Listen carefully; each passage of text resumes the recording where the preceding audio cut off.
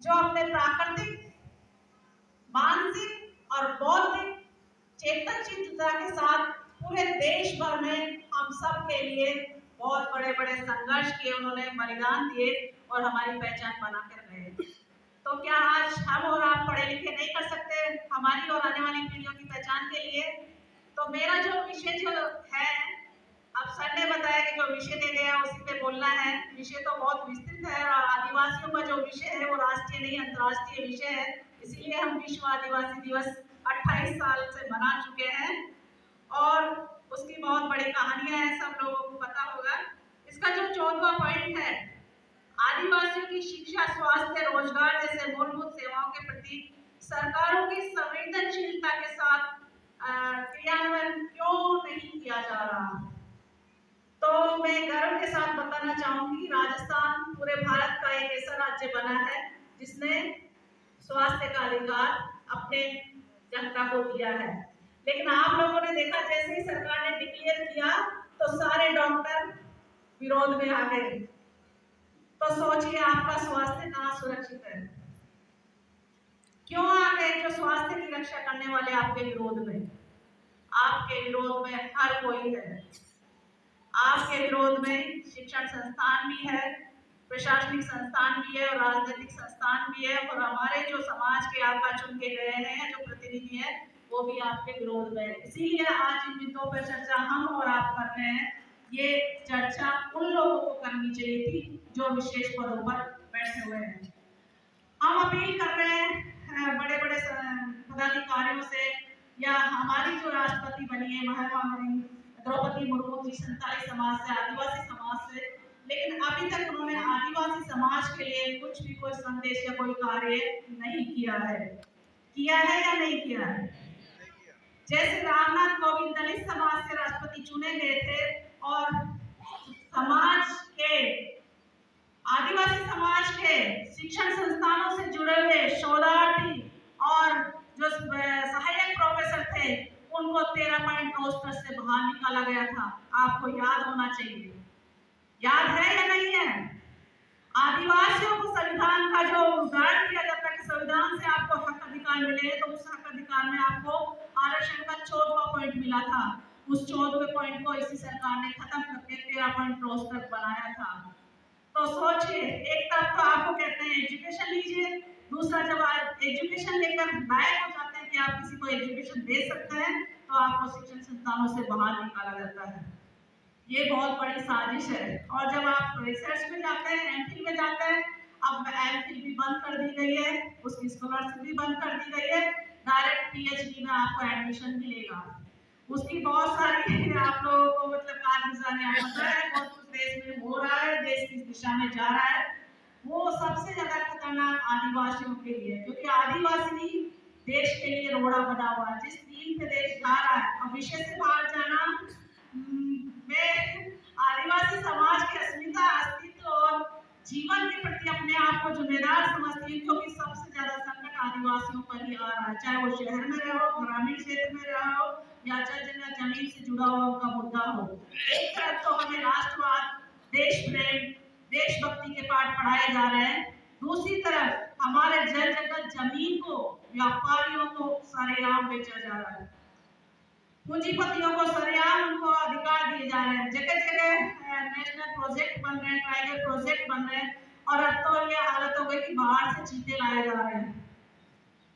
वो चीते शाकाहारी हैं, वो संस्कारी और शाकाहारी और राष्ट्रवादी लोग जो देश को बेच चुके हैं, सरकारी संस्थान बेच चुके हैं, शिक्षण संस्थान बेच चुके हैं, रेलवे बेच चुके हैं, बैंक बेच चुके हैं, इंश्योरेंस बेच चुके हैं, एलआईसी बेच चुके हैं, एयरपोर्ट बेच चुके हैं, आपका रेलवे बेच चुके हैं, जहां आपको आरक्षण से नौकरियां मिलती थी।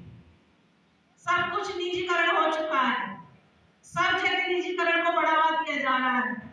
आपके लोगों को आपकी जमीन से बेदखल करके वहां आपको सिर्फ एक मजदूर के रूप में इस्तेमाल किया जा रहा है, और अगर आप विरोध कर रहे हो तो फिर आपको नक्सली करार देकर हवालात में डाला जा रहा है या आपका नरसंहार किया जा रहा है। ये सब आप और हम भोगी हैं, और आप लोग तो उस जीवन का सामना कर रहे हैं, क्योंकि आप उन्हीं क्षेत्रों में रहते हैं, हम राजधानियों में रहते हैं।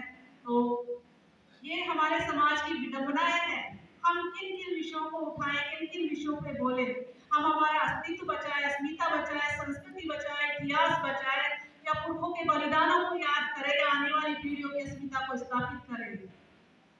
सब चीजों पे हमें काम करना होगा, क्योंकि इन सब चीजों को समाप्त करने के लिए साम दाम दंड भेद कितने ही संगठन बने हुए हैं, कितने ही बहुत सारे, आप लोग तो बहुत अभी पूरे एरिया में मैंने देखा एक धर्म विशेष के प्रचार के लिए कितने बड़े बड़े बैनर लगाए हुए हैं। क्या उससे किसी को शिक्षा मिल रही है, किसी को स्वास्थ्य मिल रहा है, किसी को रोजगार मिल रहा है?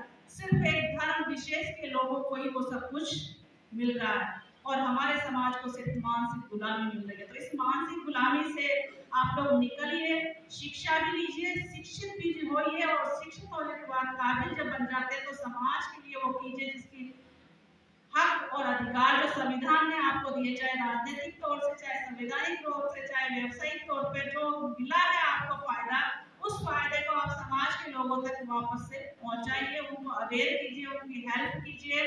आप जो भी कर सकते हैं उनके लिए करने का प्रयास कीजिए, ताकि समाज जिन संकटों से घिर चुका है, जिन विडंबनाओं से वो घिर चुका है या घेरा जा चुका है, या आने वाले समय में आपको ये तथाकथित अच्छे दिनों वाली सरकार पहले नोटबंदी से घेरी, फिर जीएसटी से घेरी, रोजगार से घेरी, प्राइवेटाइजेशन से घेरी, हर चीजों से आपको बिल्कुल शून्य पे लाकर छोड़ दिया है।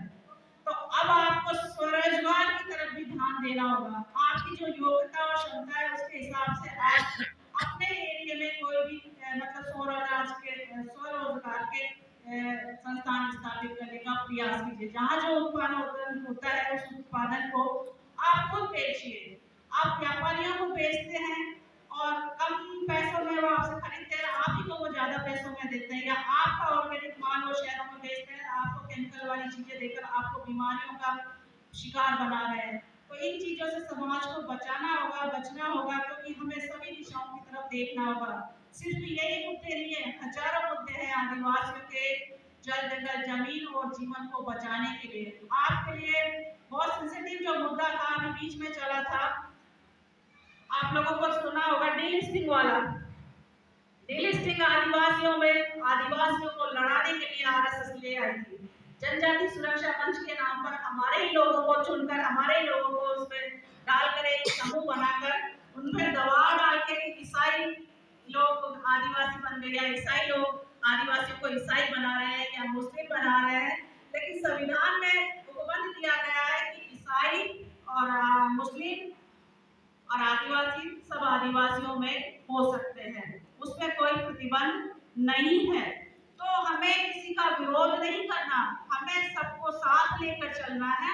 और वैश्विक धरातल पर देखा तो जो हम अंतर्राष्ट्रीय आदिवासी दिवस मनाते हैं, 28 मना चुके हैं, उसकी थीम ये 28वें की विश्व मतलब परंपरागत ज्ञान के संरक्षण और प्रसारण में आदिवासी महिलाओं की भूमिका, और उसमें एक भाषा दशक दिया गया 2022 से लेकर 32 तक। उसमें आदिवासियों के जल जंगल जमीन को बचाने के लिए, उनकी अस्तित्व और संस्कृति इतिहास को बचाने के लिए, पुरखों की जो प्राचीन ज्ञान की परंपरा है, जो प्राचीन ज्ञान है, संसार का सबसे प्राचीन और विस्तृत ज्ञान है, वो आदिवासियों की मातृभाषा और बोलियों में सुरक्षित है, आज भी वाचिक रूप में। उसको संरक्षित करने, उसको लिखने और उसको प्रकाशित करने के लिए संयुक्त राष्ट्र संघ ने हम आदिवासियों को एक भाषा दशक दिया है। तो आप लोग एक संकल्प लीजिए, एक प्रेरणा लीजिए, आप खुद या अपने परिवार में या जो सक्षम है लिखने के लिए, अपने पुरखों की परंपराओं को संरक्षित करने के लिए, चाहे वो लोकगीत हो, कथाएं हो, लोकोक्तियां, मुहावरे हो, या परंपरागत ज्ञान भंडार हो, या कृषि से संबंधित ज्ञान हो, या स्वास्थ्य से संबंधित जानकारी हो, या सेहत से संबंधित जानकारी हो, उन सब का कलेक्शन करके अपनी अपनी मातृभाषा और बोलियों में उसका प्रकाशन करवाइए। क्योंकि आदिवासी समाज होने की पहली पहचान है कि हमारी अपनी अपनी मातृभाषाएं हैं, हमारी अपनी मातृभाषाओं में हमारी अपनी संस्कृति है, इतिहास है पुरखों का, जो वाचिक रूप में एक पीढ़ी से दूसरी पीढ़ी में हजारों साल से चला आ रहा है। इसीलिए हम सिंधु घाटी सभ्यता का उदाहरण देते हैं, और मैं गर्व के साथ बताना चाहूंगी कि संसार के बड़े बड़े विद्वान या भारत के बड़े बड़े जो मुख्य धारा के बड़े बड़े डिग्रीधारी है, या प्रोफेसर है, आचार्य है, या पुरातत्ववेत्ता है, या भूगर्भ शास्त्री है, या मानव शास्त्री है, उन्होंने सिंधु घाटी सभ्यता की चित्रलिपि को आज तक नहीं पढ़ पाए वो लोग। लेकिन आपके और हमारे समाज के गौड़ समाज के आचार्य मोतीराम कंगाली दादा ने उस चित्रलिपि को पढ़ा है और लिखा विस्तार से। और मीणा समाज के आचार्य मतलब राम सिंह भाषाओं में बहुत अच्छे तरीके से, बड़े मोटे मोटे ग्रंथों में बहुत विस्तार से बताया है, जिनको ये तथाकथित ज्ञानी आपको नहीं बताएंगे। और हमारे समाज के इतने बड़े पुरखा रहे हैं, सोचिए आदिवासी समाज के दो पुरखाओं ने क्यों पढ़ पाए उस गोंडी लिपि या उस चित्र लिपि को जो सिंधु घाटी सभ्यता में बनी हुई है, उसमें हमारे कंची में, हमारे टोटम में, हमारे धराड़ी है। इसीलिए आज तक ये आर्य उस सभ्यता को अपनी आर्य सभ्यता घोषित नहीं कर पाए, क्योंकि वहाँ किसी काल्पनिक देवी देवताओं के कोई प्रमाण नहीं मिले। वहाँ सिर्फ कृषि से संबंधित औजार मिले हैं। हमारे जो गणचिन्ह है, जैसे जानवरों के चित्र है, गाय है, बैल है, वो क्या क्या बकरा है, मीन मछली है, तीर धनुष है, नाग है। हमारे जो आदिवासियों में जो टोटम या धराड़ी वाली जो प्रथा है, उसी के प्रतीक चिन्ह वहां पर है, जो आज भी हमारी माताएं बहनें अपने शरीर पर गोदड़े के रूप में हजारों साल से लेती आई है। मीणा समाज की भी बड़ी बुजुर्ग महिलाओं पे वो गोदड़े जो सिंधु घाटी सभ्यता में चित्रलिपि में मिल जाएंगे, गोंड समाज में भी मिलेंगे। आप छत्तीसगढ़ चले जाइए, झारखंड चले जाए, वहाँ के जो प्राचीन बेगा समाज में तो आप कहीं पर भी वो चित्र देख सकते हैं। कितनी अद्भुत, कितनी मतलब विलक्षण चीज है वो, जो आपको कहीं भी देखने को नहीं मिलेगी। क्या किसी देवी देवता में आपने ऐसी चीज चित्रलिपि देखी है? ये हमारे पुरखों का वास्तविक जीवन दर्शन है, या वास्तविक जीवन है, जो हमें जीवो और जीने देने की प्रेरणा के साथ, जीवन के साथ तादात्म्य अपनाकर जल जंगल जमीन और पुरखों के साथ और प्रकृति के साथ जीवन जीने की प्रेरणा देता है। और संयुक्त राष्ट्र संघ ने ये डिक्लेयर किया है कोरोना जैसी महामारी के बाद, और पहले से भी कर रहा था, कि जब आप मौत के मुंह में आ गए या भयावह मौत की तबाही आई, तो आप घरों में कैद हो गए, लेकिन आदिवासी जीवन शैली और अपने ऑर्गेनिक खान पान से ही आपने अपने जीवन को बचाया है। तब जो हॉस्पिटल गया वो जिंदा क्यों नहीं आया? जो घर में रहा वो कैसे बच गया? सोचिए। तो आपको शिक्षा के लिए, स्वास्थ्य के लिए, रोजगार के लिए अपने आप को उस तरीके से डेवलप करना होगा, किसी के अधीन नहीं रहना होगा, और अपने हक अधिकारों के लिए आप खुद को ही तैयार होना होगा। क्योंकि जब बच्चा रोता है तो माँ दूध पिलाती है, और हम प्रयास करेंगे तो हमें कहीं ना कहीं सफलता जरूर मिलेगी। बातें बहुत सारी है और विषय भी काफी बचते हैं, और अध्यक्ष महोदय का तो नंबर भी नहीं आया है, तो मैं इतना ही कहकर आप सभी लोगों से हार्दिक अभिनंदन और आप सभी का सेवा जोहर करना चाहूंगी कि आपने मंच पर मुझे इतना महत्वपूर्ण समय दिया, इतने ध्यान से सुना।